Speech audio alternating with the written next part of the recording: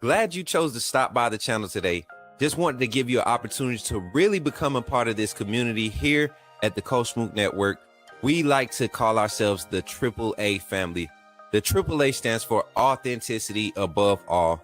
We just want to give you an opportunity to become a part of this community because we're growing and we're doing something special here as a fan base, not just for Alabama, but the fan community as a whole.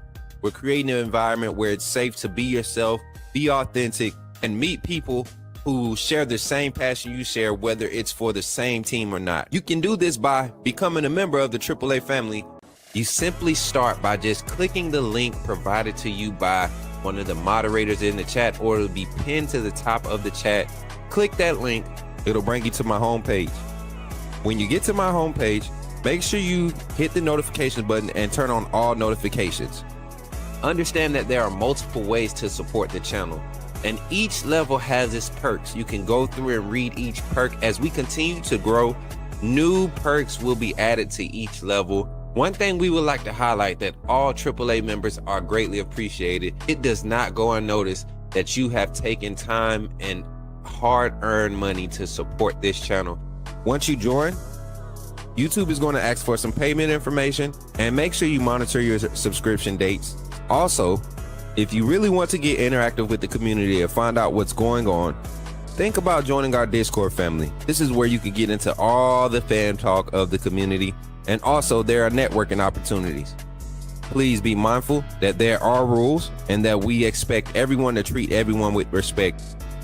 Also, if you're looking to partner with Coach Smook Network or sponsor, please hit us up at coachsmooknetwork@gmail.com, and our staff will get back to you in a timely manner.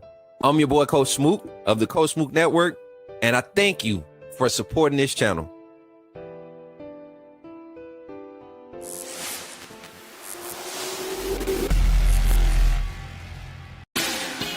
Put me in the game, Coach Smook. Put me in the game, Coach Smook. Like, share, subscribe. You know we keep it live. Put me in the game, Coach Smook. Put me in the game, Coach Smook. Put me in the game, Coach Smook. Put me in the game, Coach Smook. Put me in the game, Coach Smook. Put me in the game, Coach Smook. Put me in the game, Coach Smook. Put me in the game, Coach Smook. Like, share, subscribe. You know we keep it live. Somebody say it, put me in the game, Coach Smook. Come on, y'all, turn up one time, man. Let's go. Let's go, man. Turn up, turn up, turn up. YouTube, I see you. Twitter, I see you. Facebook, I see you. TikTok, I see you. Let's go, man. Good energy tonight. Good energy tonight. Listen, we got a phone call segment tonight, man. We got a phone call show. Y'all know y'all been asking for it. Listen, I don't see everybody here that's been asking for it, so we're gonna take our time. Gonna give some time tonight. I really want to talk to the community tonight. So y'all gotta excuse me for the mess. We've been working hard today. Got a lot of stuff done. We actually got registered for school today. Well, we get our confirmation tomorrow. Hopefully, we're going to be able to talk with our admissions people and get everything squared away. So, been a busy day though. Had to go pick up some stuff. Boss is getting bigger. Time and smarter.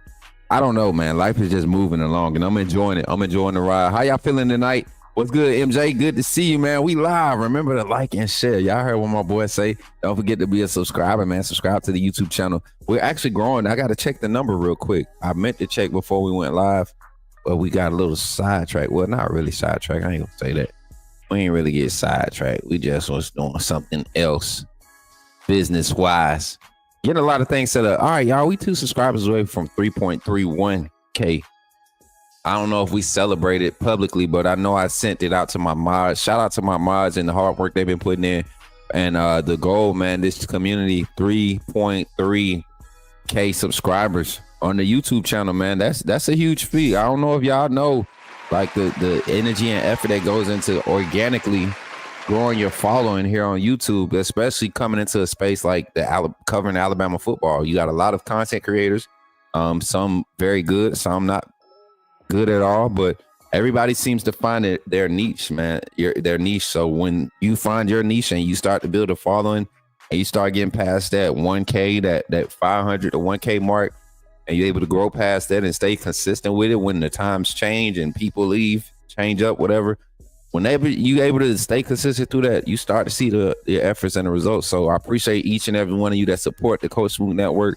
And also, if you were on earlier to see me with the rest of the staff over at the Alabama at the Voice of College Football with Jackson Johnson and Jeffrey, we were over there earlier tonight providing y'all some informative coverage, and that's kind of how that panel is going to work. We got some guest personalities that's going to be joining us, so if you haven't already, make sure you go subscribe over there to Alabama at the Voice of College Football YouTube channel. And y'all, I appreciate y'all for running the likes up. I see y'all in the chat already hit that 10 like mark, looking good out there. I appreciate y'all for real. Britt, I see you. What's good? Roll Tide in the chat. Melvin, what's good? Welcome back, man. Welcome back. Jordan, I see you. How band camp going, brother? Little bro said he's excited about it this season, man. I am too, man. I'm just excited about college football being back. You all know, as you all know, or if you didn't know, this is week 0, what they call week 0. We have college football kicking off this weekend. And we'll be talking about a few of those games, getting your thoughts as you call in tonight. And like I said earlier, man, do not be scared to call in. There's no reason to not call in tonight and share your thoughts, even if it's 20 seconds. Call in and just share your thoughts. Give a thoughts. Ask a question on the phone line, though. We want to talk to you here on the Coach Smook Network. So with that being said, we're going to jump into the show. What's up, Angel? Good to see you, man. Good to see you. Good to see all my people in the chat over there on YouTube. Hey, and if you're on the other platforms, drop a comment. Let me know where you're watching from. As a matter of fact, YouTube, let me know where you're watching from. I want to know. I don't care if you said it last time. I forgot. I've been remembering a lot of folks. Been meeting a lot of new people. So I want to see you. Instagram, I see you over there, Instagram. Yeah, I've been pulling up too, man. I ain't gonna lie. Instagram showed some mad love yesterday on the morning show. Or was that Saturday? I forget which day that was. No, it wasn't Saturday. It had to be the morning show. This morning, we had a lot of viewers pull up on Instagram. So shout out to Instagram, man. Shout out to everybody, every platform, everywhere where the AAA stamp is present, man, and the flag is being flown. I appreciate you.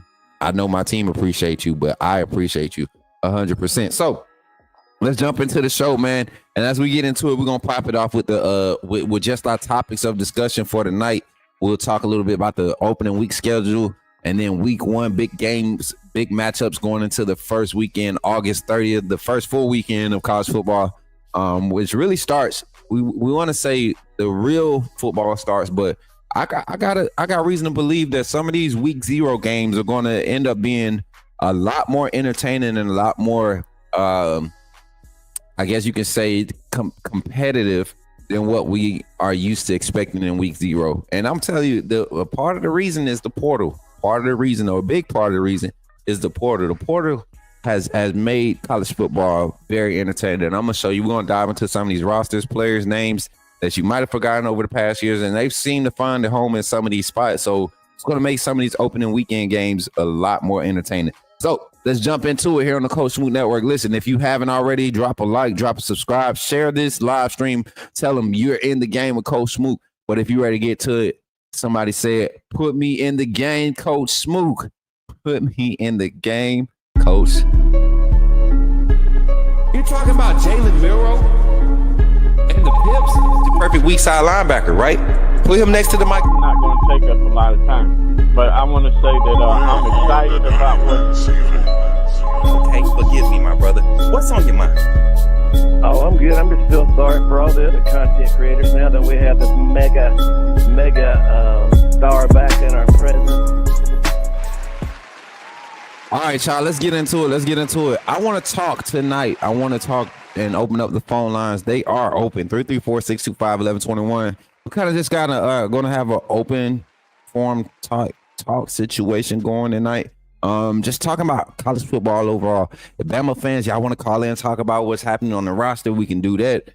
But I want to start tonight off with this. We got over and unders for everybody, right? That Vegas has put out, right? I want to put out our win total for the SEC. And so I need somebody, maybe one of the mods to remember this, probably type it up in the mod chat in the Discord. I want to start off with the SEC. I want to talk about the SEC, and this is based off of our preseason SEC rankings, where I felt like this would be fair opening up this season with the SEC rankings. So, number one team in the SEC right now, based off of our rankings, we went on ahead and we gave the nod to Texas. We gave the nod to Texas right there, number one, right? I just feel like they're set up for a solid start to this season. I think they're going to be just fine offensively. Defense, they're going to have time to replace some of the production that they lost, but they got a lot of veteran presence on their defensive side. Offensive line, looking at all the reports coming from camp, everything seems to be coming along with that offense, same way it is with Alabama. So going to be interesting to see how it rolls over into the game, because we know if we were being honest, it was times last season that Texas offense look to be a lot more effective and fluent with Archie Manning. So I got Texas at number one. What's the over and under on them for their win total? I think Vegas was giving 9.5, right? 9.5 here. Yeah, I saw that, Dylan. I actually shouted my guy out, and he was, it was cool to see. Josh Pate interacts when he interacts, right? But as you all know, we come from the same area, man, and it's pretty cool to have that networking relationship. What up, Darius? Good to see you. Phone line open tonight, man. 334-625-1121. But number one, I got preseason coming in Texas. Over under on them at Vegas right now, I think is 9.5. So they're expecting them to win them at least 10 games. I don't see that for Texas. I think Texas right now, I think it's a solid 8-4 season.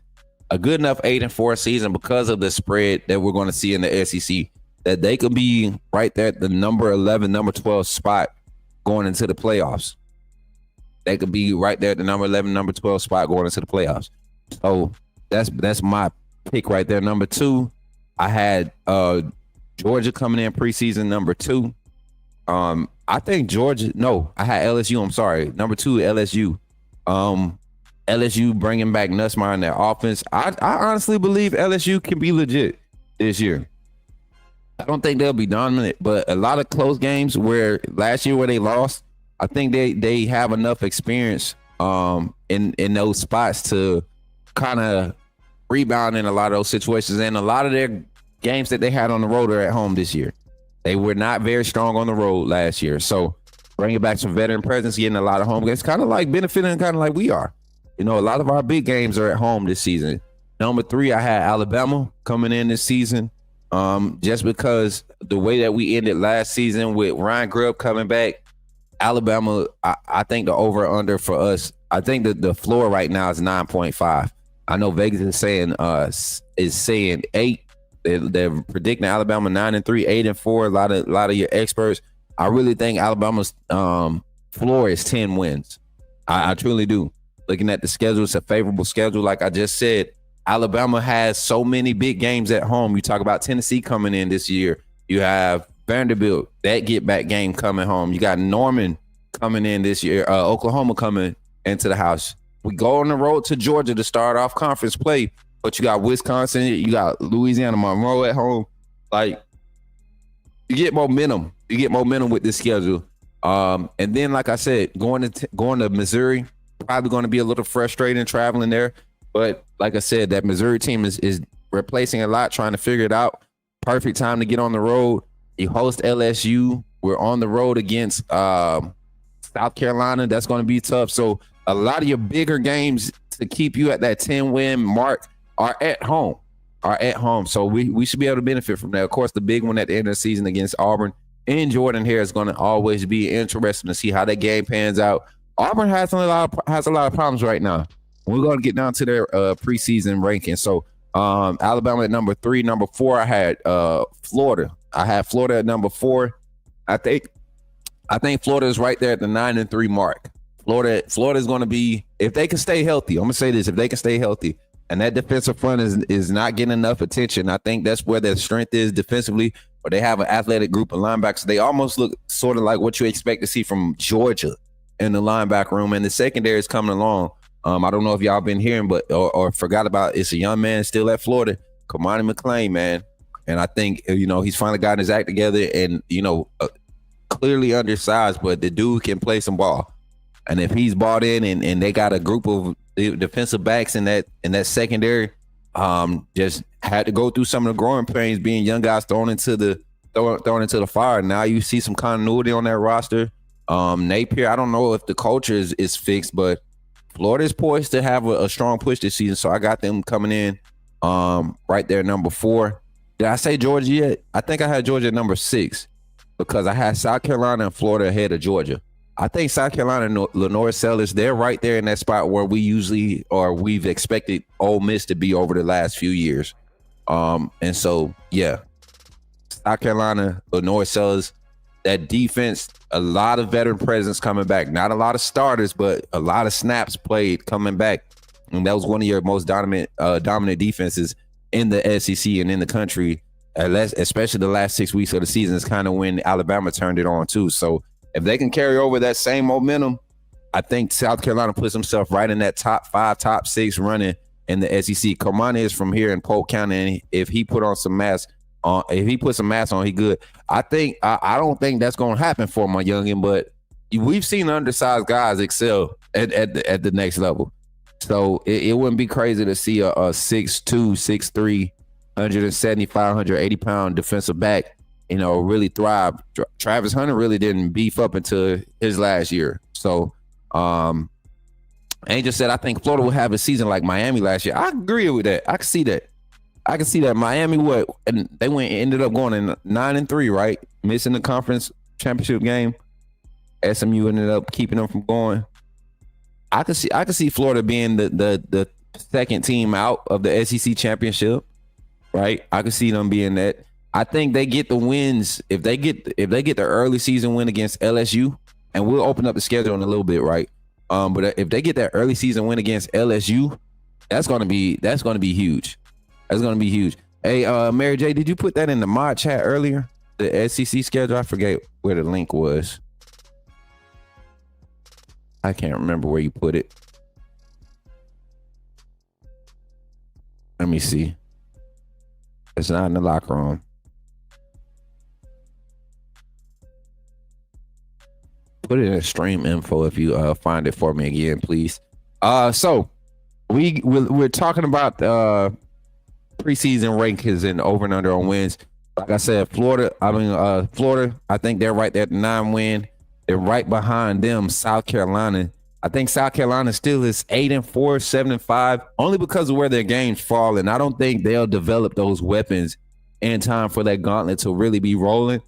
And I just think they're a year off from winning some of those big ones, some of those big games. I think they're just a year off.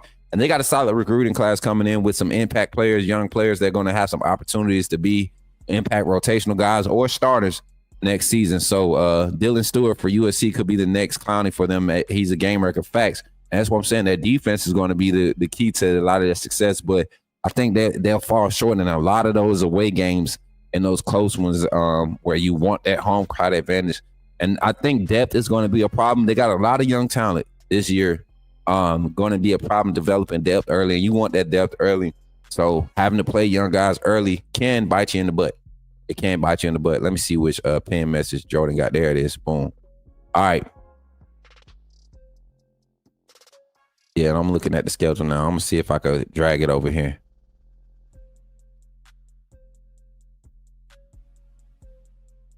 Here it is. All right.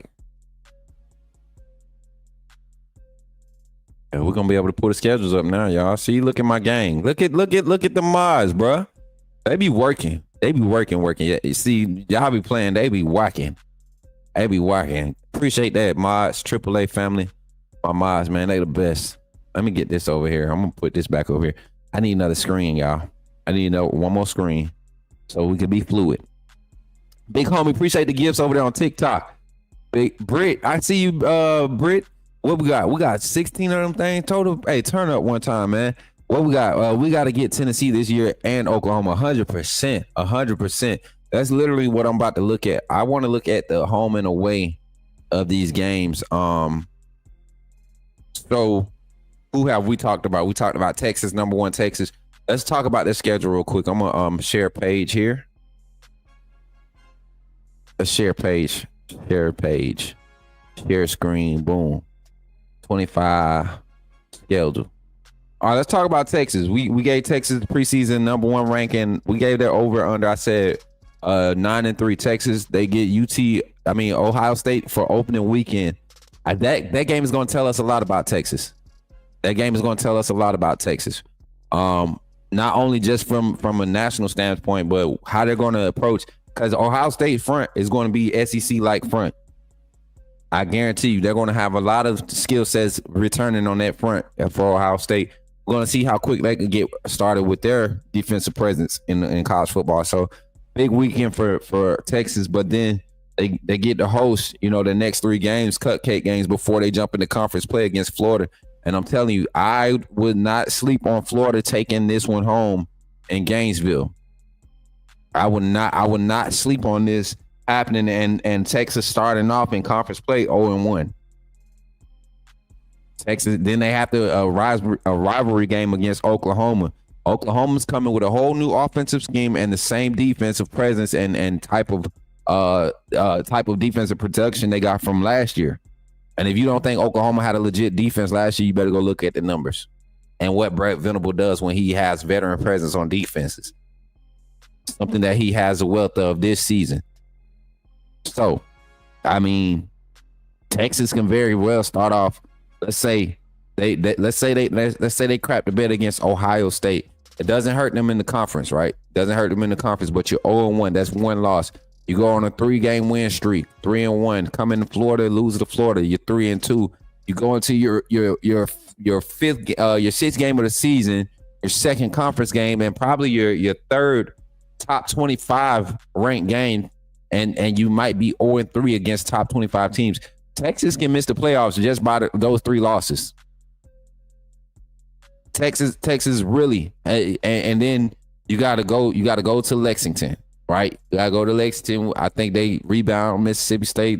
Two teams coming through some things, some transitions. You gotta host Vanderbilt in Austin. If y'all think Vanderbilt was a 1-hit wonder, you don't know how to. You don't just go look at the roster. Go look at the roster. They're gonna oppose. They're gonna be a problem for a lot of teams that's going through transition. So Texas can very well be, 6-3 going into that last stretch of the season where they have some crazy tough games. You're going to be talking about Georgia team that might be two losses by this point in the season, 3 losses, right? Trying to hold on to a playoff spot. Arkansas is a rivalry game for you. Then A&M at the end of the season, a rivalry game. You get to host both of these games, but we know how those rivalry games good. And Arkansas, we know is going to have they're going to field a effort defense. So Texas can very well go 7-5, 8-4. That's why I put their win total. I put them at 8. Then number 2, we went with LSU. Let's look at their schedule real quick. LSU, Clemson. I think that this Clemson defense will get started after this LSU game. I think LSU shows us exactly who they brought in to replace all the wide receiver assets that they lost since last season.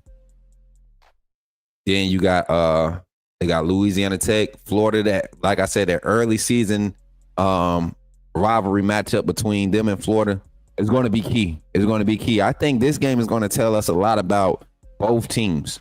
Is Florida's offense developed enough to be able to accent a quality defense that they showcased last season? Florida's defense was probably one of the better production-wise. You talking about first half, they just didn't have any depth. So have they fixed that problem by having an offense that can provide that offset that for them? Appreciate the run and Rico over on the Facebook side for the likes, man. Appreciate the thumbs up. Thank y'all for all the likes on the YouTube side too, man. Y'all running it up. Continue to run it up. We need a few more to get to 25 likes on the stream. Thank y'all for being here. Let's finish this LSU run out. I think they look good the rest of the way out. I think they look good the rest of the way out till they get home. They got to come home to us. Arkansas, I think they handle business there. Oklahoma at the end of the season might be interesting. I think Oklahoma turns on late and ends up making a case for being, one of those 8-4 teams that's in. I feel like they're going to, and we could talk about it. We could talk about them. I got right now, Oklahoma, I got them at number 6 in the SEC. Oklahoma, I got them at number 6. Look at how their schedule starts out. That game against Michigan, they host Michigan. I think they handle Michigan this year. That defense will be ready. They host Auburn at Norman. They got some momentum games to really build some confidence. Then they get a bye week. They host Kent State. Then they get Texas. So they get a tune-up game before they go to the rivalry game. This is why I said Texas is in trouble early. They are in trouble early. Then they go to South Carolina. I think that's going to be a tough one for Oklahoma. They host Ole Miss. I think that's going to be a good thing for them hosting Ole Miss coming off that South Carolina game. But then they got to go to Tennessee. And I think people are overlooking Tennessee because of the quarterback situation. But I think this quarterback is better for their situation this year.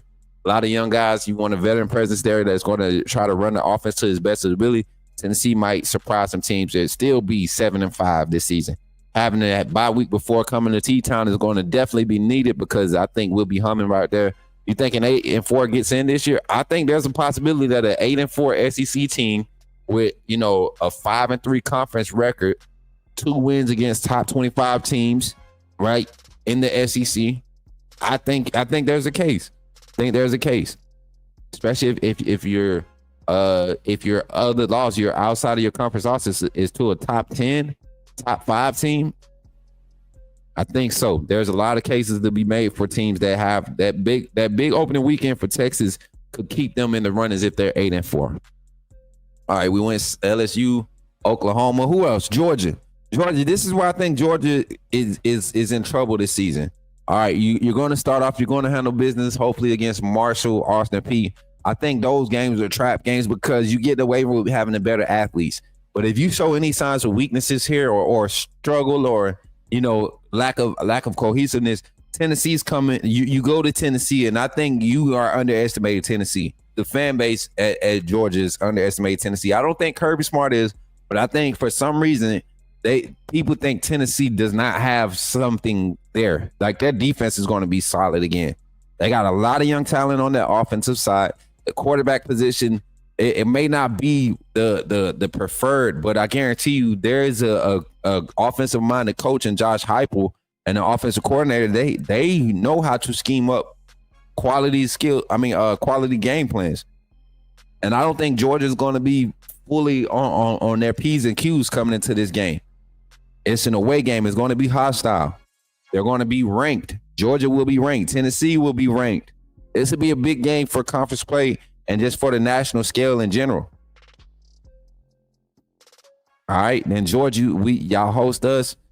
After a bye week, it's going to get ugly for y'all. I really think this is the year Kalen DeBoer kind of sets the bar and makes that known. Like, hey, we here. So I think Georgia starts off 2-2, first 4 games. Kentucky, they host Kentucky. Don't sleep on Kentucky's defense. If Georgia's offense is struggling at any point, I think Kentucky, a team like Kentucky, will slow the game down, force that defense to play more snaps than they want to, and they'll squeeze one out. But I think Georgia can pull that one out. That'll be one that kind of gives them. But then going to Auburn the next week, Georgia, this is the year. Y'all give Auburn that false confidence. Jackson Arnold and his noodle arm and that offense find a way to beat y'all with the voodoo. I just see it for y'all. Then y'all host Ole Miss, Lane Kiffin, Kirby Smart. We seen how that showed out last year. I'm not sure what the quarterback situations will look like when these teams meet, because I think that's what it comes down to. Austin Simmons seems to be having a few issues in fall camp now with some of the phases of the offense. And then, like I said, Gunnar Stockton and Georgia quarterback room not looking confident right now. Then the game against Florida, I think Florida gets Georgia this year. This is that year. They get them, especially with a healthy DJ Lagway and company. They get them. Mississippi State, they go and win that one. This Texas game is going to be huge. Going to need these guys. Like this could be the one that gets. Okay, you got 2 teams 7-3 at this point, or 6-3 at this point, right? Who's going to try to keep their hopes alive? Conversation in the first 4 out, first 4 in type stuff. All right, Charlotte, they better whoop them. Georgia Tech, don't let it happen again. So Georgia, y'all in trouble, man. Looking at Georgia 3-4 in the conference, losing to Tennessee, losing to Alabama. losing to Auburn, losing to Florida, and I think Texas gets y'all at the end of the season. So 3-5 or 2-5. What is it? No, 3-5. 3-5 conference record. Yeah. Good luck, Georgia. 7-5 season coming at you. Where the Georgia fans at? I hope it was a Georgia fan in here when I said that. 7-5. Somebody said, Thomas said, go Noles. D. Williams said, Kangaroo Black coming back soon. I hope so. I hate to see what happened. That's why you got to work hard for what you do, man. Keep it honest. Why D. Williams, call in. I want to know why you keep queuing up Kangaroo Black noise. knowing he don't talk football. Anyway, phone line is open 334-625-1121. Tap in. Georgia Tech might want it more this year. I don't know. I don't think Kentucky has enough. I know Georgia Tech is continuing to build, but I think Kentucky is still like just stuck in and not being one of those programs in the SEC that can really pull those high-end guys. First call on the line. Y'all know who it is, man. Let's get them on. Call from Zach Willie. To accept, press. Yo, Zach, what's up, man? You in the game with Coach Smook? Talk to me, bro. What's good, Coach Smook? And then much, man. Look, enjoying the night, enjoying the calling segment, a little chill vibes. We kind of talking some SEC ball. We was, I don't know if you was listening, but we just got done talking about, our predictions for Georgia season. I know you love to give Georgia hell. Looking at that schedule, man, it's not a favorable schedule for them. No. I know they want to believe that home field advantage thing can happen, but you got the worst team at home right now. You got a different Bama squad. You couldn't even contain the offense last year in this limited state, and you expect to do better this season? Yeah. Georgia don't go down 28-0 this year against Bama. you ain't coming back. Oh, sir. Last year we had the offense that allowed y'all to come back. This year we had the offense to continue to stutter you out and just blow your freaking doors off. So don't go down 28-0 this year. It'll be an ugly day for Georgia fans.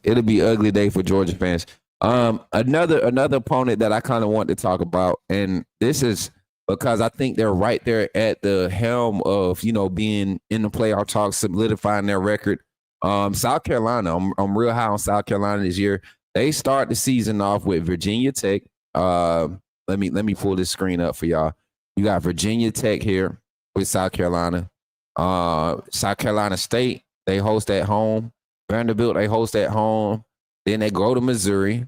Then they host Kentucky. So I'm looking at those matchups right now, and I think when you just look at what's on paper right now, they have the advantage in their first 5 games. They have a strong opportunity to start off 5-0, 5 weeks before LSU. Then they go to LSU. They host Oklahoma at home. I think that's going to be a huge one. Then they get to host us at home. So those 2 big games back to back, they have an opportunity to really have some momentum and be 7-0 going into that first away game or the second away game in conference play against Ole Miss. And they get a bye week. Texas A&M, I think, will be a test for them. And then they end, conference play with Texas A&M. So they really get a head start early in the season against some of these the SEC opponents. What do you think about South Carolina and their strength of schedule and how their season shapes out? South Carolina has a really good chance to make the playoffs this year. And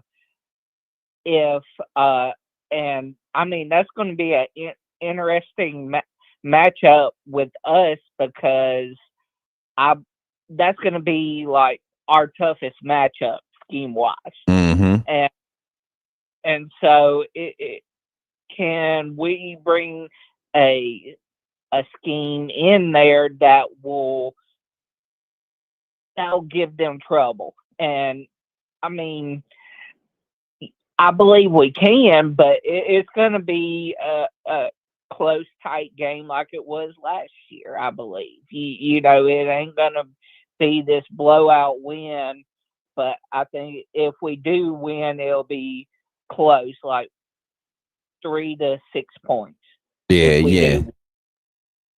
And I don't know. I think it can go one or two ways. I think South Carolina wins a close one, or it's a blowout by Bama.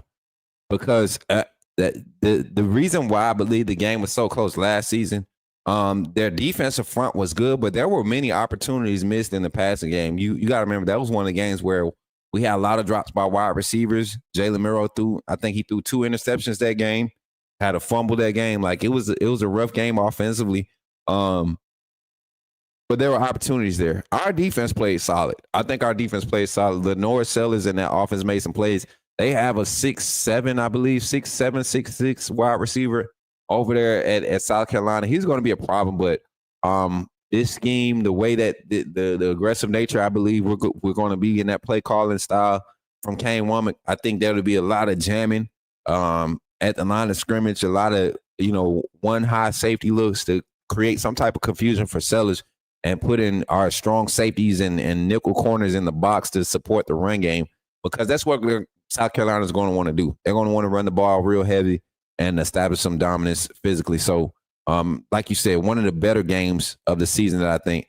New sub, man, from Really Flawed Football Channel, Go Blue. Jen J. Appreciate you for pulling up, and thank you for subscribing to the Coach Smook Network and joining the AAA family. We truly appreciate you for pulling up. Y'all give it up for Jen. Give it up for Jen in the house. Go Blue. Listen, we was talking a little bit Michigan earlier. I think Michigan is going to probably pick up some steam late in the season, but yeah. Who said won't be a blowout? I don't know. Which one? What game won't be a blowout? Well, yeah, Zach, give me something else, Zach. I got Alabama's schedule up now. Let's look at it real quick while we got it up. I love where our schedule looks like, man. This is one of those schedules. I'm like, about time we get to take a year off and don't have to be the prove it to everybody schedule. Right. Honestly, I'm excited for our schedule. Like I said, I believe our toughest game is going to be South Carolina. But other than that, every game outside of South Carolina is a very winnable game. I mean, Georgia, if Georgia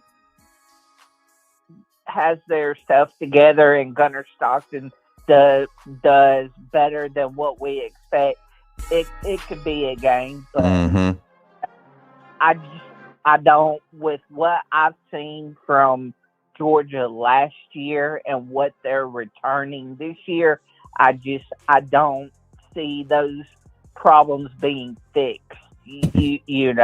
And unless dramatic change happens, and I don't.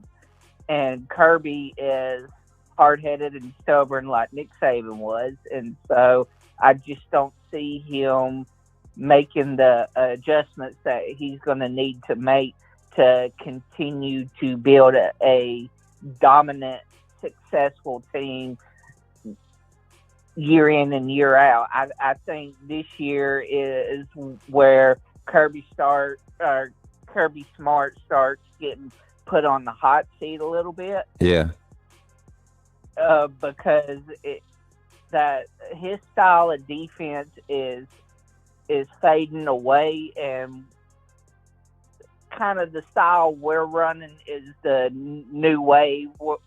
You're going to see a lot more 3-3-5 style defenses emerge, even in the SEC. Right. And that used to be Big 12 ball. That used to be pack ball.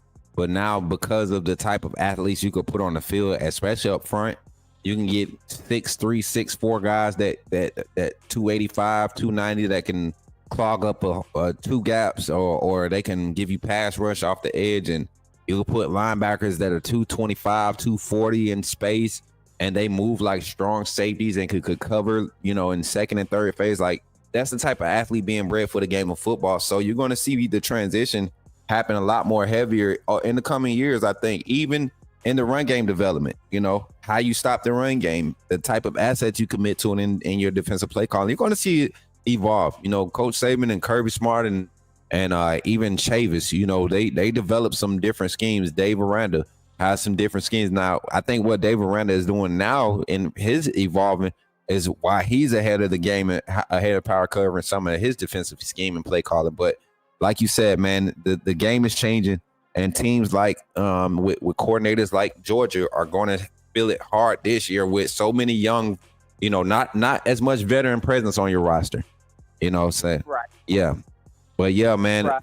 Final thoughts on everything, man, coming into college football. I know you take your tangent on Georgia, man. But out of this SEC, who is your surprise team out of the SEC? We already talked about South Carolina. But who do you think people are kind of overlooking? I think Florida is going to be a surprise this year, and I mean, even if DJ Lagway gets hurt, I think they're going to that defense is finally going to be able to put it together to help them keep them in ball games, and so we'll see a lot more closer games from Florida, but I don't think teams are gonna expect what they're gonna be able to produce this year. 100%, Zach. Well, I appreciate you for calling in, Zach. Anything you want to say to the people on the way out, man? Roll Tide, my AAA family. I'll holler at y'all later. Yes, sir. Roll Tide, Zach. Appreciate you for calling in as always. Y'all, this is Zach Willie. Give it up for him, man. Zach, our main man in the AAA family, man. Give it up for him. Give it up for him. 334-625-1121 here on the Coach Smook Network. Talk to me. Got another 30, 45 minutes on the show. But y'all pull up. Alabama, Auburn, back-to-back games for the SEC. No, I don't think so. Let's talk about Auburn's schedule. Let's talk about it. Now, I'm not going to discount that something might happen once the season kick off, but I got some real close sources to Auburn's football camp, that university, that program. I mean, former players, like family members, brothers, and nobody's liking the quarterback situation right now with Jackson on.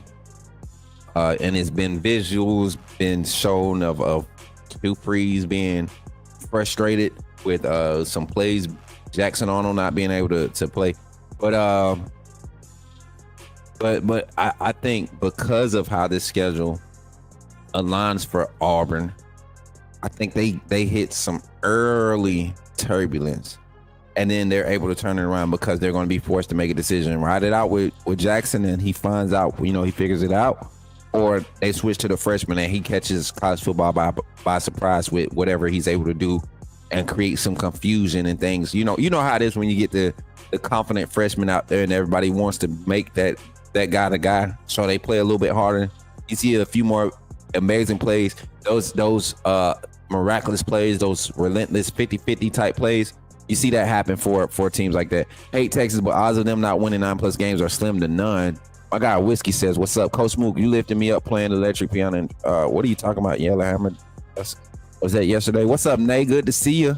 What up, Isaiah? Good to see everybody on TikTok, man. I made sure I kept y'all up over here too. Make sure I kept y'all up over here because I don't be wanting to miss nothing. I love y'all, everybody. But yeah, shout out to my guy Darius. This sounds like a Georgia hater, man. Darius, be quiet, man. I'm telling you, Georgia gonna be struggling this year. I can't wait for y'all to have to. And you know what? I don't want you to go into hiding either, Darius. My brother Darius Alexander. Shout out to Mary J for being a member on the YouTube channel for 15 months. Listen, man, y'all look, y'all don't want to talk about it. South Carolina was in more games than they were out of last season. Yeah, that girl been in Hawaii. Okay, Hawaii. Shout out to my guy Douglas Harold, man, for the $20 super chat and becoming the first co-sponsor on tonight's stream. Y'all give it up for Doug, man. Let's get the horn up. $19.99. He said, "Coach Smook, roll tide." Doug, my brother, coming in, man. Y'all give it up for him. W's in the chat for my guy, Doug. And shout out to Antonio Snell for the gifts over there on TikTok, man. Popping in with the 4 gifts. Give it up for Antonio. Already a co-sponsor on this month's stream, man. Joining the list for co-sponsors of tonight's stream. We appreciate you, Douglas Harrell and Antonio Snell. Big homie. Everybody in the chat that's been supporting, donated. We give it up for y'all, man. Much love to y'all, man. We got some quality supporters, man. Doug, it was good seeing you Saturday, man. I can't wait for the season to kick off, man. You know how we get down. 334-625-1121. Phone line is open. Call in. Talk, man. Talk to us. We want to talk. Open the floor for conversation around college football. I'll pay you a Florida Sniffit playoff. You'll pay me? Just get a wristband.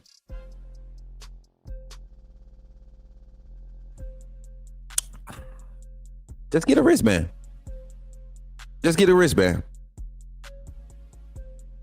Auburn don't want to play into the Iron Bowl. Let's look at the schedule. I'm going to share. Let's go right here. Auburn starts off with Baylor. I don't know how the game is going to go. That's going to tell me a lot about the offense, because Baylor's defense is whack. So if Auburn's offense is not able to put up like 31 points against Baylor, I understand it's on the road, which might present some obstacles. So yeah, 31 points is a good benchmark for me, and I'm talking about 31 dominant points where it's like 240 plus yards passing, 100 plus yards on the ground rushing, and I mean the secondary has to be able to do something against Baylor's passing attack. We know Baylor's going to air the ball out, so if they looking bad in that game, I hate it for them. And then they got to be careful, hosting South Alabama. That's a group of 4 team that can come in. I think they in the Sun Belt, right? The Sun Belt. Are they in South Alabama? Are they in the Sun Belt, or are they SoCon? It's one of them. They'll come in and you mess around, let them hang around for a half, and then you put the freshman quarterback in. Now we really about to let loose. Coach Applewhite down there. Then Oklahoma hosting. I mean, they got to go to Oklahoma. I think that's one that they're in trouble. That Oklahoma defense will be prime material. Been had 2 or 3 games under his belt with that offense, and by that time, the college footballer know what Oklahoma is, because I think they will be forced to be in a phase 1, phase 2 style of offense for 3 or 4 weeks before Brett Venables really allows the offense to take their foot off keep their foot on the pedal. Texas A&M, College Station, they got to go to A&M. I think that's a tough one. 5 weeks before Georgia. I think this is when they start getting into it and they be like, oh my God, let's win. Georgia, I hate it for y'all, man. I do. I really do.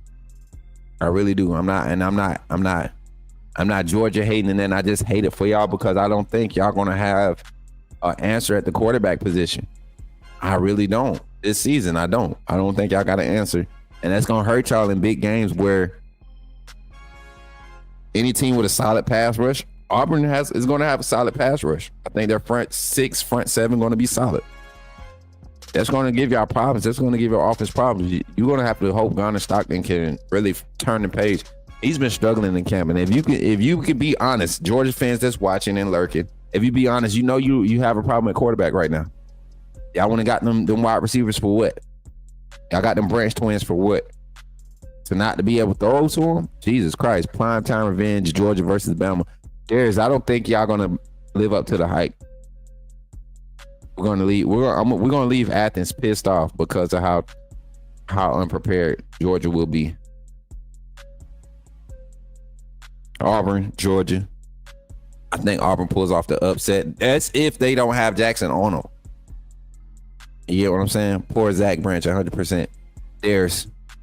We already talked about Georgia. You missed your chance to call in. The phone line's still open, 334-625-1121. Arkansas, Auburn, I like your chances. Hosting Kentucky, I like your chances. Going to Vandy, that might be one that you kind of might mess up on. Mercer, you better handle business. And then Iron Bowl, I never talk about the Iron Bowl between us and Auburn till the week of, because Auburn is one of those teams that can still win 9 games by having a mediocre season. We got another call on the line. Let's get it. Call from Jordan, put me in the game, coach. Yo, what's up, Jordan? You in the game with Coach Smook. How you feeling? Y'all give it up for Jordan tonight in the chat, y'all. Let's go, man. What's up, Jordan? What's good, bro? How you doing? I'm good, man. Look, holding it down. You know how we do. You know how we do here on the Coach Smook Network. AAA family holding it down. How everybody doing? How you doing tonight, man? How was camp today? It was good. We only had morning practice today. We done with the 3-a-day. Thankfully. 3 a days, not 2 a days, chat. 3 a days. $1 million marching band. It don't come easy. It don't come easy. Talk to us, Jordan. What's on your mind, bro? So I think I picked the perfect time to call in because I really want to express my hate for Auburn. So man.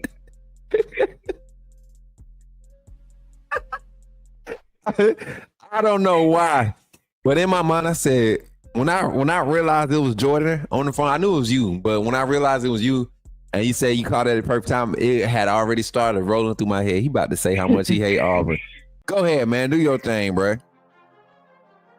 Y'all, when I tell y'all how much I hate Auburn, but honestly, when it comes to Auburn, I feel like it's hit or miss for them, right? I don't think there's going to be an in-between. I think there's going to be a point in the early season where they're either win one they're not supposed to win and the momentum is up for them, or they're going to start off by losing to somebody they're not supposed to lose to. Like Alabama. How's the season going to play out then? You know what I'm saying? Yeah. And usually they've taken losses like that. Like when we make a joke of them early in the season, you look up 2 weeks into, you know, the last three conference games being played at the end of the season, and Auburn's freaking 8-1. You know, you're looking at them, they're 8-1. You're like, dang, they done came through and beat Georgia. They, you know, that's probably going, because it's early in the season, that's gonna be a timeline. But then what if they do go to Norman and handle business against Oklahoma? Or what if back-to-back South Alabama lost, then a loss in Norman kind of quiets the noise around Auburn, and then you turn back around and they've upset Georgia, and then coming into Mercer week, they're, you know, what's this? That'll be 8-2 at that point. 8-2 coming into Mercer week, and then win against Mercer, 9-2, and now they playing against Bama with an opportunity to play for the SEC championship. Like that can happen. Oh yeah, and y'all don't understand. Like the past 2 times we went to Auburn, we almost lost, and the time before that we did lose. And y'all know, man, anybody that's been a Bama fan for more than 3 years, you know the difference. And I say 3 years because in a 3-year time span, you're going to see us at the other side. I don't, however it lines up, you're going to see how Alabama plays when we go to Jordan Hare. And I don't care how good we look, man. Even the year Jalen Hurts went down there and just went crazy, that first half was like, we was like, hold up, what in the world? So my guy D-Lay says, I'm still traumatized from that Vanderbilt game. We got to get back. Oh yeah, 100%. Jordan, speak on that. Come on, talk to me, because you got some personal vendettas with the band and everything. So I didn't go to that game. That was a pet band game. But the people who did said it was terrible. So like there's more Bama, you know, there's always more Bama fans than Vandy fans at that game. And, you know, seeing them like carry the goal post out of the stadium. You know, I had to watch that in Knoxville. They didn't get it. They didn't get it out of the stadium this time. But in 2022, when the band went there, they had to sit there because they couldn't leave. So let me tell you what we did this year. We sprinted out of that stadium as soon as the game ended. Because like we were in the corner right by the tunnel, and they were like, "Run, go." Well, I think it's gonna be a different result this year, Chad. I don't think we see Kalen DeBoer and staff allow that type of showing to happen again this year. And I think this year we're more prepared defensively, coaching staff wise. I think this staff is probably more in tune with the whole grand scheme of what they want to accomplish, and then the players themselves are a lot more in tune going into year 2 into this scheme. So I'm excited. Jordan, final thoughts before we let you off the line, man. Going into this season, man, week 0. We got a few week 0 games we're going to be talking about later on to close out the show. But what you thinking about Alabama, where we at right now? I'm really excited for this season. I really think we have a chance to win it all.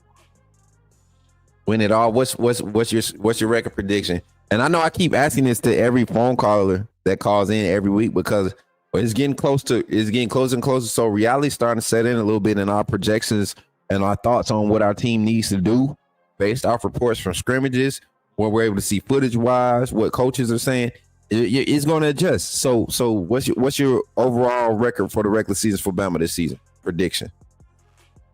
I have us going 11-1 with a loss to either South Carolina or Auburn. South Carolina or Auburn. Okay. I like it. All right, chat. We got my boy Jordan. Jordan, what you got to say to the people, man? Roll Tide to the AAA family, and we ready. We ready. Hey, you heard Zach on the show earlier with his intro. Yes, sir. Let me tell y'all, we got like the band, the pregame show. It's gonna be crazy this year. All I'm gonna say is Alabama Athletics heard our rendition of "We Ready." And they like it. All right, chat. Hey, listen. Y'all heard it. Here. Got some scoop, man, here on the Coach Smook Network. We'll just get it from the field. We get it from the band too. Hey, I'm gonna be listening for it because y'all know I'm making plans, and this is for Jordan and everybody to know, man. I'm making plans to be in T-Town for the ULM game, not in the stadium. I do want to be in town for the first home game, and I'm thinking about announcing a centralized location to just watch the game and enjoy it. Might do it at the bowling alley because they show the game at the bowling alley, and I just love the environment there. They show me a lot of love right there, Bolero. So we're going to see about doing some ULM, not nothing official, but something semi-official to where if y'all want to pull up to T-Town, we'll be there. The Coach Smook Network will be there. AAA family that can make it can pull up there. And it's what 3 weeks away. So you got time if you want to make last minute plans to pull up for that weekend. And pull up for the first home game, opening home game. We'll be there. I'll be celebrating with some family that's supporting the network now. So, and Jordan will be there too. So we'll get to hear that rendition of "We Ready" for real. All right. Yes, sir. All right, Jordan. Well, you enjoy the rest of your night, man, and we'll catch up with you, man. Roll Tide, my brother. Roll Tide. Yes, sir. Y'all give it up for my guy Jordan in the chat, y'all. Let's go, man. Give it up. Y'all, today's been a day. Today's been a day for content. I'm telling y'all, I've been very blessed today. Zach said he'll be there. I think we won the last 2 in Auburn this year, make 3. Yeah, that's what I'm saying. But the one before that, the three Auburn trips ago, we lost, remember? We lost that one, so we ain't trying to be back there. Chat. I don't like that. I don't like them Auburn. Like when we lose I don't like losing at home. But I definitely don't like losing in Auburn. Oh my God, it's sickening. Them people, they're different. They're different when they beat us. But what time is it, y'all? It's 9:00. Okay, time to close out the show, man. Hey, listen, I appreciate everybody for tapping in tonight, man. We got some fun talk. We got some fun phone calls. We will pick the phone call segment up. Friday evening, Friday night. It will be the next phone call segment. We got some guest appearances that'll be happening on the show over the next week and a half. So y'all be on the lookout for that, man. And continue to like and share the content. We got some editing to do tonight. I got a lot of work to do tonight. So y'all pray for your boy. The next time you'll see us live is for our post-practice report tomorrow. Alabama picking up fall practice again tomorrow. With preparation, day 1, full prep for Florida State. We'll get into it. Hold on. We got somebody calling on the phone line. Let's see who it is. And it looks like somebody I know. Call from. I know who it is. I know who it is, y'all. Send a voicemail. It's theirs. Hello. Yeah, it's showtime, man. Man, you know what? You know what, bro? Let me pause the music. Let me pause the music because first of all, you don't pay attention. You don't follow directions. It's one thing to be a fair weather Georgia fan, but then you don't follow directions. You like a bad dog for real. You act like so. All you Georgia fans that's in my chat on Instagram, I see y'all creeping over there. Yeah, I've been telling a couple of them about your channel, man. So don't be surprised we start like a war in there. Hey, versus Bama, please do. Hey, y'all need it. Y'all need all the support y'all can get. Go ahead, talk about whatever you want to talk about. Welcome to the show, Darius. You're in the game with Coach Smook. Yeah, man. I want to bring up that you saying so. What you say? You got us finished second. You say what now? You say now. I was listening to your preseason. You say we finished. You got us preseason number 2 in the SEC. No, I got Georgia preseason number 5 in the SEC. Number 5? Yeah. So what four you got in front of us? I know you got Bama. I got Texas number 1, LSU number 2, Bama number 3, South Carolina number 4. You got Texas number 1? Yeah. Man, Texas gonna get smoked on the first game of the season. And I think that's the difference between Texas being number 1 and y'all being number 5. Cause y'all gonna open up with cupcakes and then step in against Tennessee and get smacked in the first conference game.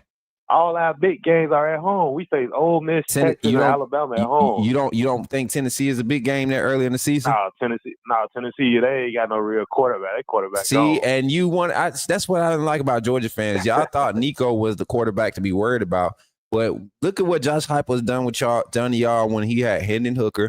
When he had the boy 2 years ago, like Kirby Smart and Josh Heupel's had the edge over Kirby Smart.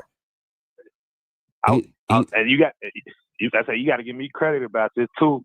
All summer I've been saying I'm nervous about our quarterback though, but our backup quarterback is better. What's his name? Ryan. I think Ryan a better quarterback. He much bigger and a stronger arm. So I'm thinking like. If he get to struggling, what's his name? Gunnar Stockton. If he get to struggling, I think they should make that switch quick in a hurry. Man, Mike Bobo making that switch. We're playing that cupcake schedule. Yeah, and I don't think it happens. Mike Bobo is not going to. He didn't do it with Carson Beck last year, and we it was obvious what Carson Beck's issue was. But a lot of people are saying that a lot of that was credited to Mike Bobo. 440. I got you on the line right there. Call back in in about 3 minutes. We got another call on the line. And that's what's so frustrating about our team this year. Like we loaded at every position, like weapons, like all the weapons I was saying last year, we added to it. The defense always gonna be loaded. It's just our quarterback. I wish we would have went in the transfer portal, man. Georgia too busy trying to buy Bama quarterbacks and lure Bama quarterbacks away. Y'all could have we could at least have Austin Mack. Y'all could have given Austin Mack. It's just our quarterback. That's the only thing. And then think about Bama this year. I'm always a Bama hater, but I always been a Ty Simpson man. Like a fan, yeah. You got to give me credit for that too. I won all last year. That's why it's kind of hard this year. I'm like, man, I don't like betting against Ty Simpson because I've been a Ty Simpson fan for a while.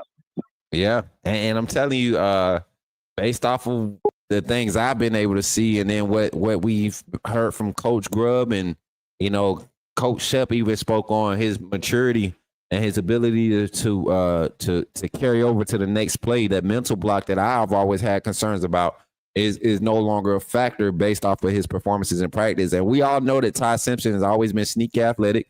We have never denied that. People have seen me play with Ty Simpson on NCAA over Jalen Miro plenty of times, and they seen what my vision of what I feel like he could do athletic wise. Just got to be able to stay off of that bad track. So I hate it for y'all when we come to Athens, for real, man. I really do. I think this year that you see how dangerous that Kalen DeBoer, Ryan Grubb tandem of offensive play calling and mindset and Kane Womack's defensive style. Your secondary is not going to be ready in week 4, week 5 to see this type of. We got the best cornerback duo in the league. Are you serious? We got 2 veterans, Dalen Everett and Daniel Harris. Dylan Everett. What cornerback? Dylan Everett. Cornerback better than that. Dylan Everett was our pick of the bunch last season. Jalen Miro picked on Dylan the whole game. They want Dylan Harris. It was Julian Humphrey. No, Julian Humphrey. Who was number 6? Who was number 6? That was Julian Humphrey. And who was number 5? Number 5. I gotta look at that. But I know y'all picking on Julian Humphrey. That's why Everett. What number is Everett? 12, right? No, Everett number 6. Julian Everett is number 12. Exactly. I know. I remember 6. That's but why I said. Though, that boy was getting cooked. That boy was getting cooked by true freshman Ryan Williams, man. No, the main person I was picking on was Julian Humphrey. That's why he transferred to Texas A&M.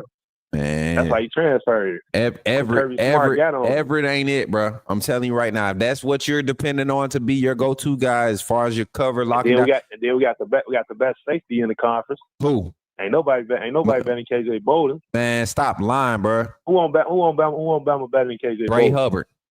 Right now. Stop, and man, KJ Bolden's a dog. You see they got KJ Bolden first team All-American preseason. Hey, that's easy. You can do that all the time, all you want last year, but look at the stats. Look at the numbers.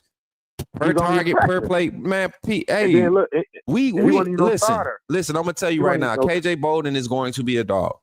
But in this scheme, because of what's going to be required for him to do, he is not a walk down press cover safety. He is not that. Think about it. He's going to be. Go ahead. He wasn't even no star. He wasn't even no starter last year.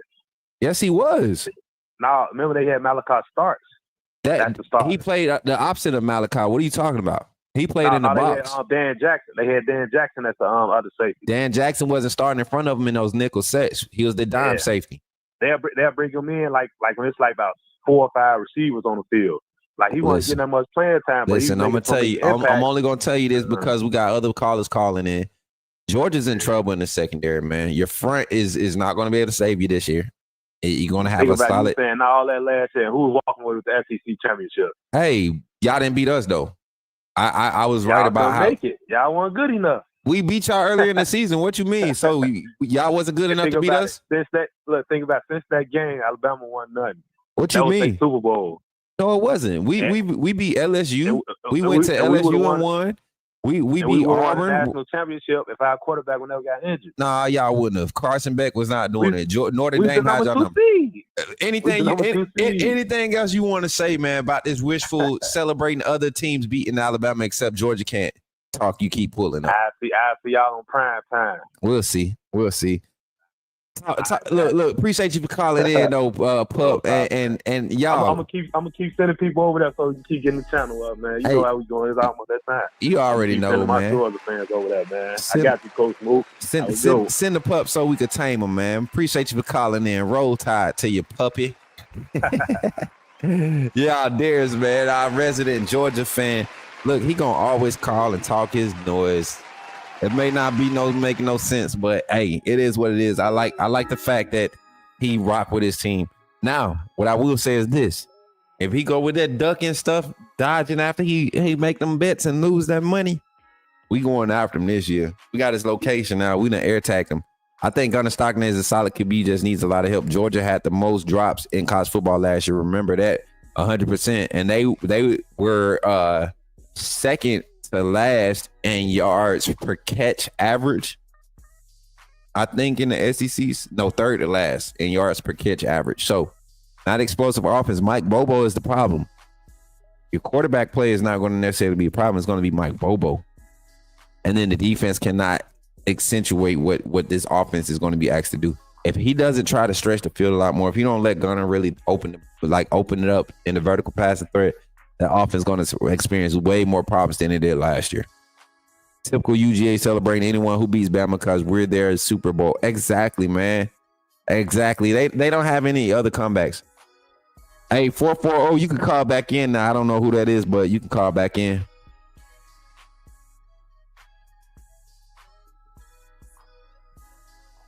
All right, so phone line stay. Y'all see, I told y'all I'm the type. If y'all ring the phone, I'm gonna answer that mother. We're gonna talk. What other one, man? I seen Corey Glover say he doing something, changing a diaper or something an hour ago. Corey, what's your problem with South Carolina? We went through their schedule, man. I don't see what the problem is with South Carolina. Thank y'all for the 30 likes on the stream. Appreciate that. Hey. Can we get a horn for that one? Let me get the horn for that one. We deserve that one. Appreciate y'all for the 30 likes, man. Give it up for yourselves. Thank y'all, man. Thank y'all. What's y'all problem with South Carolina though? I want to know. I don't think y'all understand. This team is returning a lot of production from last year's defense, and we know defense is like the real reason. 4-4 is Columbus, Georgia. That's Georgia. Uh oh. 256. We got 256 on the line. Let's see who we got, man. I want to hear what the problem is with South Carolina. Call from This is Greg. Put me in the game, coach. to accept.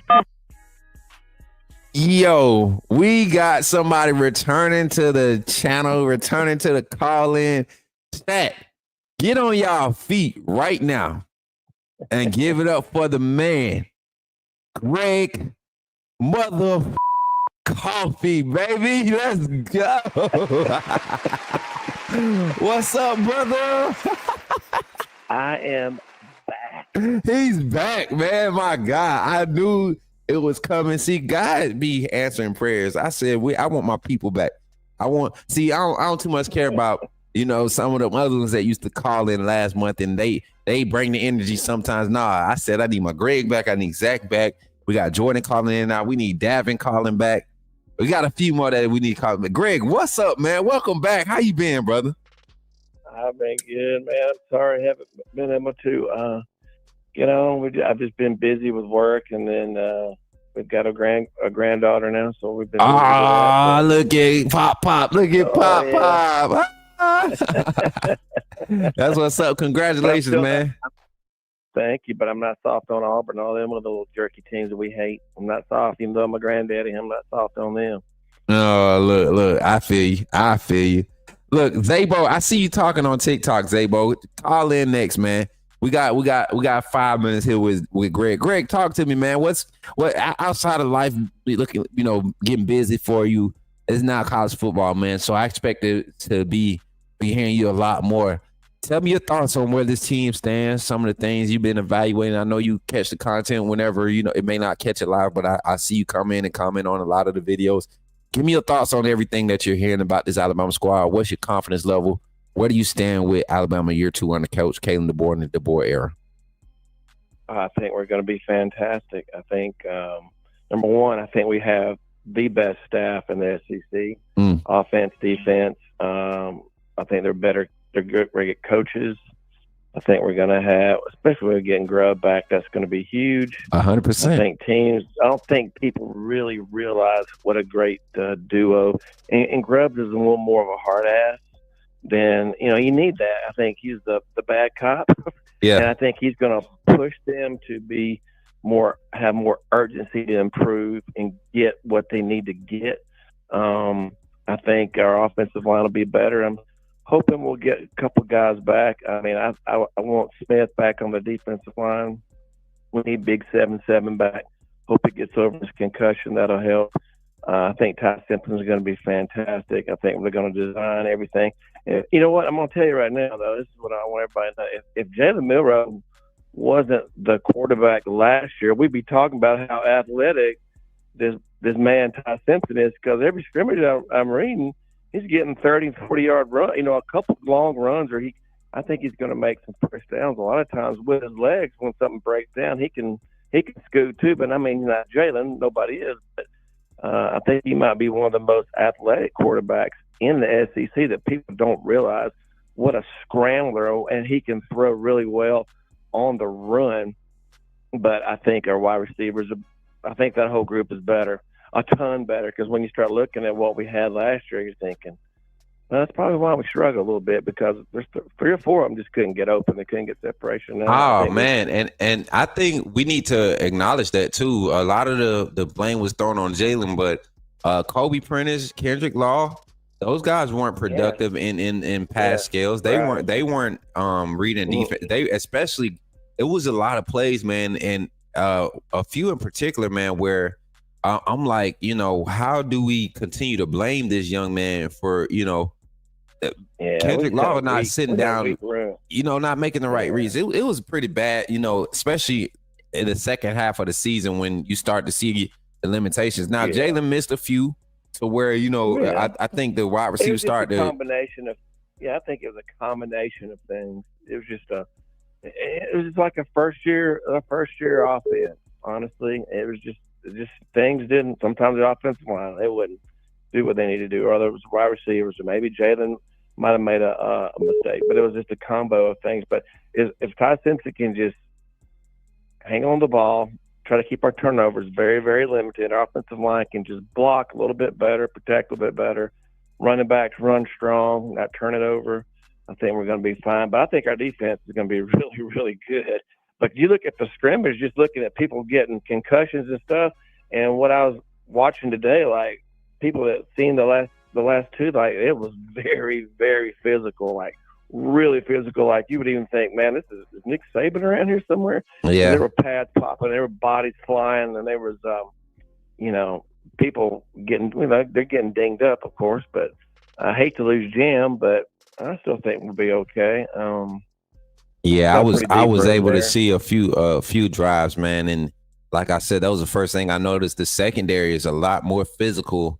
This year they possess a presence, and I think they've taken that mantra this year to force turnovers. I think they've taken that to heart, and they want to not only do it with just interceptions, but being able to create a lot of turnovers off of impact hits, being able to cause fumbles. Right. Get guys, more so worrying about their safety and protecting their body from solid hits and tackles, and instead of protecting the ball. And the swarm defense mentality is more prevalent, I believe, this season than it was last season. Final thoughts there, brother. So we got people blowing up the phone lines now. 404, you get ready to call in. You got about 2 minutes before you need to call in. 404, tap in. And then my TikTok users over there, the supporters on TikTok, hey, listen, go ahead and tap in. The phone line is open, available for you too. First come, first serve here on the phone lines on the Coach Smook Network. We're gonna work on getting that call queue set up. I want to set it up to have people on the call queue waiting. But as long as the demand continues to grow, then we'll be able to adjust. But yeah, Greg, talk to me, man. What's on your mind? Continue. Oh, I was just really the only thing I'm kind of man, I don't know if it's a big thing to worry about. I'm kind of worried about our punting. A little bit worried about field goal kicking, but hopefully maybe we won't have to it won't really matter that much. I hope we're scoring touchdowns and not having to kick field goals anyway. But anyway, I think that'll probably work itself out one way or the other. But I think our tight ends are going to be really good, especially that freshman Pritchett. I think he's a stud.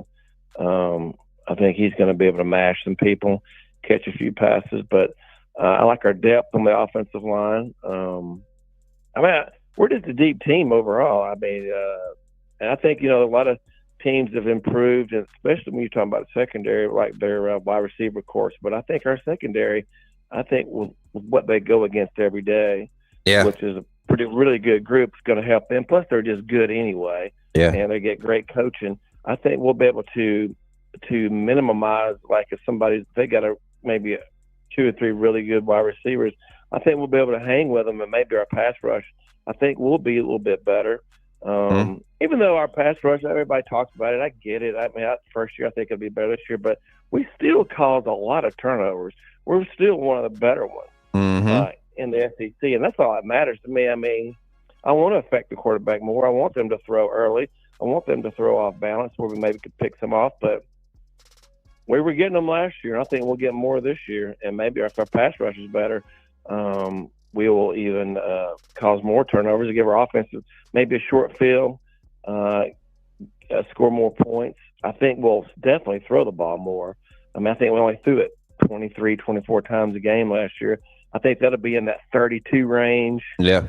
Maybe every once in a while 35. I just hope we can generate some true running game. And I think that's where we're going to see the difference in this year's offensive production with quarterbacks that understand the concepts with a little bit more extensive knowledge and why it benefits to make, sometimes force those handoff reads, force those defensive linemen to overshade in some of these gaps. That's what I think is most intriguing, because not only at the offensive, not only at the quarterback level is there a better understanding, but the coordinator understands why I need to call the play calls and force some of these reads into these gaps. It's to set up, the future or the next phase of play calling that we want to set up. So I'm excited about it. A lot of you echoing a lot of the things that I feel like this year just it may not be so much as better, but we'll see a different level of production coming from because of these small adjustments or these small changes in certain spots on the field. And then, like you always say, the more time you have with something, the better it usually turns out. So That's right. A lot of consistency there. I don't know of any first-year coach that don't struggle, have a little bit of struggle. And, 9-3 or whatever we were, that's still better than most coaches that Alabama's ever done. In fact, I know it was. But most coaches always struggle because you got to get the culture. All that stuff, and they're more prepared. They're more, they're going to be ready. I think we're going to be. And I look at the schedule. I know I'm a rose-colored glasses. I'm a bammer up to the three. I could see us winning every game. I know we might have some injuries, and I know we might blood one, but 11-1 probably worse. But I really, for sure. When you look at every game, and some of our tough games are home. Of course, I know we have some tough games, but we always beat Georgia. I don't. Hold on, chat. Hey, hold on, Greg. We got another caller calling in, man. We at the 5-minute mark. Final thoughts, real quick. I got you. That's it, brother. Well, it's good to be back. Good to hear from you. Yes, sir. Everything's still going well, and I love y'all and the family. And roll tide. Roll tide, chat. Roll tide. Let's get it. Greg on the chat, man. Greg on the line. Greg in the game. Listen, y'all know Fridays, man. That's the day we want to really get everybody on the line and get Friday is the day that we can really have conversation. So when y'all call in on Monday, just know, man, that 5-minute mark, we really want to stay close to it because we can actually run full clips, 5 minutes. We want to get everything you got to say in 5 minutes and get these clips out so your voice can be heard. Now, let's get 440. Let's get them back on the line and see what they got going on. I thought I had them on hold in the back, but it don't look like we had it on hold. Let's see. 440, you in the game with Coach Smook. Talk to me, man. What's going on with you, Smook? That much, man. Who's calling in? Yo, this is Jimmy from Ohio. Jimmy from Ohio, welcome in. Y'all give it up for Jimmy from Ohio. You in the game with Coach Smook. Talk to me, man. Yes, sir. Yes, sir. Yes, sir. Obviously, Alabama fan, bro. Moved up here from Huntsville. Okay. I just want to give my, first of all, I want to give my thoughts and prayers to Jan Miller, man. I hope he makes a full recovery. I hope the young man bounces back, which from what I've heard and the interviews I've seen him in, it seems like a resilient young man. So I'm pretty sure he'll come back 110% better. 100%. With that being said, it's unfortunate what happened to him, but I feel like with any tragic situation in life, there's always a positive side. Mm-hmm. So I feel like with this positive side, this gives a chance for cats like Daniel Hill, Richard Young, who, let's be honest, for the last couple of years, kind of got shuffled in the depth chart, being behind Justin Haynes and Jan Miller. And then obviously you got Jalen Milroe, who's more of a running. I think he had the most rushing yards on our team. Right. So I think he got lost in the shuffle. But I think this year specifically, I think this Florida game specifically is going to show America that people forgot about Richard Young, who was a 5-star from Florida. Mm-hmm. Going back to his hometown state, probably, there's a chance to make a statement because Florida State was absolutely after him in high school. Yes. So I think, and then also with Daniel Hill, man, I think he's I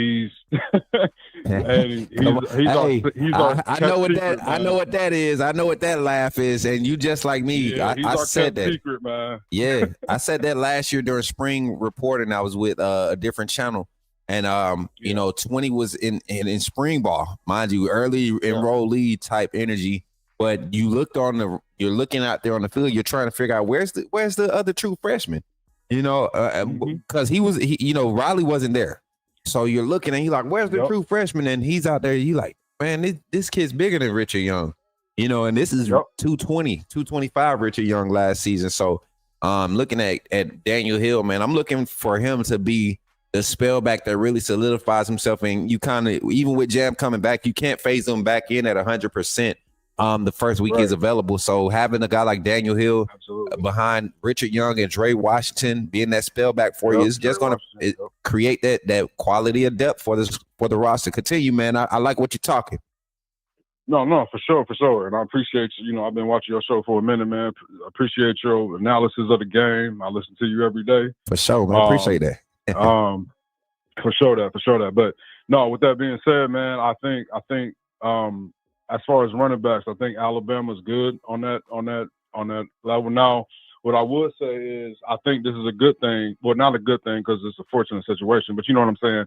At this time of the season, we technically in week 0, you still got another week before the season starts, and then we got 2 or 3 weeks before we really start getting the SEC play, man. So I think this is the best time to let them rest for the next 2, 3, 4 weeks, maybe. Honestly, I would try to keep them out at least until the Georgia game if possible, because we're definitely going to need them for that.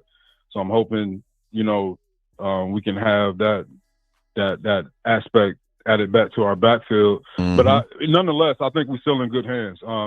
Only thing I am slightly worried about is the pass pro. Okay. And Jan Miller is an excellent pass protection running back, and I feel like any successful running back, you have to be elite at pass protection. Yeah. Because I don't care if you got 240 rushing yards, 3 TDs, but if you cause a sack on your quarterback and now he's out for the month, you got an F-. Yeah. Yep. And, you know what I mean? So that's the only thing I'm really concerned about. But I think with Ryan Grubb, I think now there's more of a time where, because I think we're going to be having 25, 30 pass attempts a game now with Ty Simpson. 100%. So I'm excited, man. I'm excited about this season. I know, people. And let me say this: I don't want to take up too much of your time. I'm gonna get off here. You good? You got another 2 minutes, man. I was gonna look. I like that. I like that, especially when it's first time calling in. I definitely give you the space in the floor, man. We try to do anywhere from 4 to 7 minutes, especially with new callers. So go ahead and say what you got to say, man. You the last caller of the night. I just wanted to say, man, I think Alabama fans, man, we in good hands. I think Kevin DeBoer is a good coach. I know people got to understand, man, coming after Nick Saban, that's big shoes to fill, right? And nobody's ever going to fill it. Right. So I think any coach that came after Nick Saban was going to be in a predicament to where you automatically going to have your feet in hot water as soon as you get to the University of Alabama. Right. Just because it happened to sit. And, I think now I'm going to be honest with you, Smook. I went to the Rely Quest Bowl, right? Mm-hmm. I was at the game. And I'm like, man, DeBoer, why aren't you putting Ty Simpson in, man? Jalen, I mean, the first 3 of the first 4 possessions was fumbles. Yeah, and put in opportunities to where we had opportunities to seize the momentum and score. The run game was working. The running game was working. I think on the second drive where he should have been handing the ball off to Richard Young, he kept the ball. It was a spot in the third quarter. Daniel Hill was in the game. He should have handed it off. Like you could tell that the focus wasn't there from the quarterback execution standpoint, and it affected the whole team. I agree, man. I was live at Baumhouse. I don't know if y'all remember, but I was live at Baumhouse during that game, and I was dogging my boy Jalen. I was dogging him bad, and it was warranted. I was there, man, and I'm like, bro. Listen. This is a bowl game. Okay, you want to play Jalen for the first half, cool, but put Ty Simpson in to have something to grow off to go into next season. Yeah, that's what I was thinking. You know what I'm saying? But nonetheless, man, I'm excited for Ty Simpson. He waited his turn. He could have left. And people always talk about quarterbacks that's recruited by Nick Saban, like Julian saying Ohio State. People forget that Ty Simpson, a 5-star that Saban recruited. So there's got to be something there. You know what I'm saying? So I'm excited for him, man. I'm excited for this team. Let's get the season going. I'm excited for football, man. God bless you, man. Keep doing what you're doing. Roll Tide, bro, and you stay up, man. Much love. Much love to you too, man. Roll Tide, and appreciate you for tapping in the game, jumping in the game with Coach Smook. Y'all, I got Jimmy from doggone Ohio, y'all. We getting out, man. Everybody showing love. We starting to spread. The community starting to grow. We adding to the community daily. As you all saw, we had to celebrate another milestone, y'all. Another freaking milestone. Celebrate 3,310 subscribers right now as we speak here on the Coach Smook Network. We just hit 3.3 this morning, so that means we're growing. 10 subscribers a day or get us to 5K. Y'all like them bars? Yeah, I did that. I did that. Bars, man. Hey, appreciate Jimmy for being in the game. Thank y'all for tapping in tonight, man. We had a whole bunch of fun. FSU content creator said, what, Jason, hold on, let me see what FSU content creator said. Been getting sacked a lot, fumbling a lot, and looking at all spring and fall camp. That's the reports he been getting out the Bama camp. What FSU content creator is this, Jason? I want to talk about. I want to talk to him. I want to invite him on. Let's get him on. I want to go with any content creator from opposing teams that won't smoke. I'm with it, and we can line it up on NCAA while we talking trash about our teams and talking football about our teams. That's what we do. How about we do that? We put out that public announcement. Jordan, you got that clip? Y'all got that clip? Tell them Coach Smook is calling out any content creator of any opposing team on the Alabama schedule, right? Any opposing team on the schedule. That's Florida State to start week 1. That's UL Monroe. You got somebody that you want to put out there to get hung on NCAA 26, and then also for us to whoop up on in real life before get the facts straight before you get that whooping. And then Wisconsin. I like the Badger of Badger. You know what I'm saying? Spear Addicts. I don't even know who that is. Is that an outlet? Send them my way or send me their way. Y'all hype it up on Twitter. Give me the action on Twitter. Tag me in it on Twitter. Tell them I want smoke. Jordan, get that clip for me. Georgia fans. I got a Georgia creator I'm gonna whoop up on before we whoop up on Georgia in real life. Vanderbilt. Find me somebody from Vandy. They got to come to T-Town. Then who else? Missouri. Any Tigers trying to get whooped, trying to get tamed. PTA. I got Tennessee. I got a bunch of Tennessee fans I could whoop up on. South Carolina. What's up? What's up, Gamecocks? I'm nervous about that one, but I'm ready. LSU, Kirk TV. Kirk TV free. I won't smoke. Oklahoma, what's good? What's good, Jason? Jason scared. Jason scared to pick them sticks up.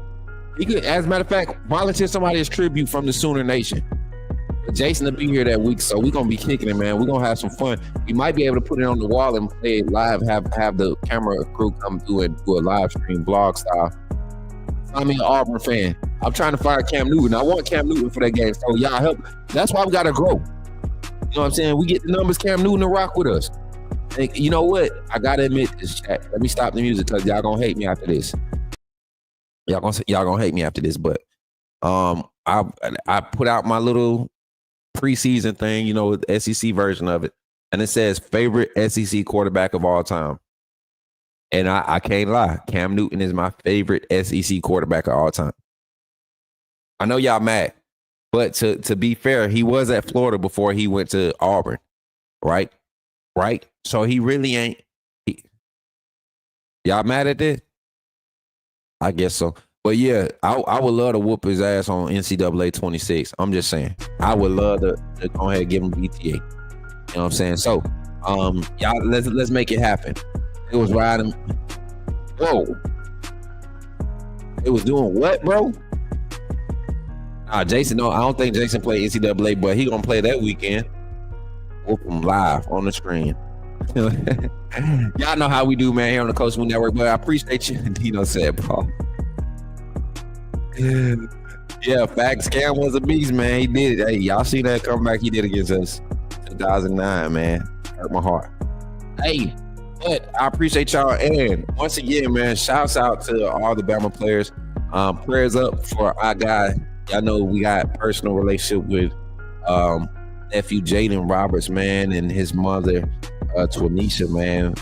Text her and told her that we was praying for Jaden. But Jaden, this is a shout out to you, man. We appreciate your service to this Alabama community, man. You've been a solid, consistent, steady, positive light for this program, man. And prayers up to you for you to get well. We're praying for you, youngin. You know, we got you, nephew. We got your back. And can't wait to see you back on that field. Jam, same thing to you, man. Prayers up. And there, any players right now dealing with any injuries or nicks or bruises, man, we want full health going into that game in Tallahassee. 2:30 p.m. Central Standard Time is kickoff. So we'll be there, man. Spiritica Media. Y'all get it to me on Instagram or Twitter, wherever they at. We We want to get that interaction going. I got this game, and I think that's his name on TikTok. I think I'm gonna be able to play him for that game. And see, that game we'll be playing honest. So it's gonna be solid. It's gonna be a good game to watch as you do the live game simulations. As I represent Alabama Crimson Tide, I'm gonna be on top of my game. So y'all continue to support your boy, man. We got a lot of content popping off. And don't forget, while y'all checking out content, don't forget to check out the merch, man. We got the merch out. If you haven't seen it already. Mary J, can you hit that screen, the share screen button down there? Because I think I got it loaded. Let me see which layout she picked. I'll be putting Mary J on the spot. There it is. There we go. Got the Scoop Boogie Jones, boy. Get them Scoop Boogie shirts, man. Got them in gray with the QR code on the sleeve. Code Smook Network logo on the back.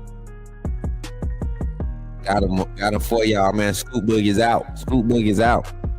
And we got the Put Me in the Game Coach hoodies. We back for light hoodies. All of these, I don't think the white hoodies are available right now for the Put Me in the Game Coach. I gotta check on the white hoodies. The material on the white hoodie is rare. They go up crazy. When they are available, they sell quick. White hoodies are in. So whenever you see them available, you better jump on them. I'm ready to play t-shirts, and it's crimson, actually, not just red. Gray and white shirts right now available for these. And these can be personalized on the back. You see the AAA logo on the back. You can put your name above the AAA logo. So you write it there and personalize it, and it's free. So right now, everything's 25% off on the site except for one of the specialized versions. Everything's 25% off. Go in there until August 30th to kickoff. 25% off. Cute. And you don't need a code or nothing. It's automatic for everything on the store. Go support. Help the content grow, but also help the brand grow by branding, showing everybody that you support the Coach Smook Network and the AAA family. You love being a part of this community. I appreciate each and every one of you all being here tonight and supporting the content. And with that being said, remember, when you see me in the streets, holler at me and say, put me in the game, Coach Smook. Shout out to all our sponsors. Shout out to all the supporters of the AAA family, everybody with a wristband. Shout out to the TikTok subscribers and viewers over there tapping the screen, getting the numbers up. Shout out to Instagram. Shout out to Facebook and Twitter. Thank y'all for the retweets and reposts on this live stream. Y'all be blessed. Enjoy the rest of y'all night. Roll Tide, roll, and SOS. Y'all be blessed. God bless y'all. Remember, when you see me in the streets, holler at me. Say, put me in the game, Coach Smook. Put me in the game, Coach Smook. Put me in the game, Coach Smook. Like, share, subscribe. You know we keep it live. Put me in the game, Coach Smook. Put me in the game, Coach Smook. Put me in the game, Coach Smook. Put me in the game, Coach Smook. Put me in the game, Coach Smook. Put me in the game, Coach Smook. Put me in the game, Coach Smook. Put me in the game, Coach Smook. Like, share, subscribe. You know we keep it live.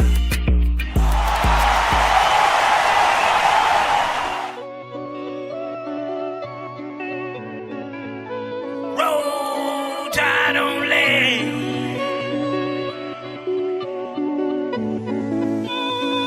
Andre Goff Tide only.